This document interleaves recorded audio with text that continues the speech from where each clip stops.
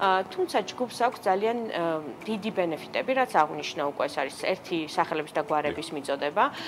თქვათ 6 თვის შემდეგ, როდესაც გვინდა რომ ვინმე სადმე გავამგზავროთ, თუნდაც 4 თვის შემდეგ, სახელები და გვარები შეიძლება დღეს არ ვიცოდეთ, ან რაიმე ვინმე შეეცვალოს, ან რაიმე მოხდეს და დედლაინი როდის არის? აი ბოლო 30 დღით ადრე. შეყავს როგორც წესი სახელები და გვარები, ან 30 დღით ადრე უკვე უნდა ვიცოდეთ სახელები და გვარები.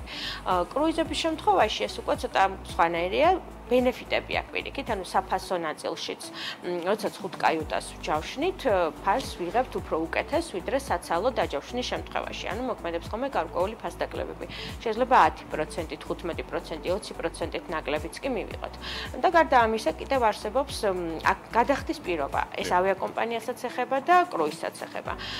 თუ თქვათ ბილეთის შემთხვევაში, როდესაც ინდივიდუალურად ვჯავშნით, ავტომატურად 100% უნდა გადავიხადოთ შესყიდვის დროს, ჯგუფური დაჯავშნის შემთხვევაში დაახლოებით 20-30%-ია ხოლმე საწყის ეტაპზე გადასახდელი და შემდეგ უკვე ნაწილდება ეს გადახდა. თუ შორი პერიოდია, კიდევ ერთი რაღაც შუალედი გვაქვს, კიდევ ერთი 30%-ის გადახდის და აქაც უკვე დაახლოებით 30 დღით ადრე გვიწევს მას ვთქვათ სრულად დაფარვა. ანუ ამ ხრივად საკმაოდ ისეთი კარგი და ლოიალური პირობებია, ანალოგიური პირობები ეხება კრუიზსაც, ანუ აქაც გვინაწილდება.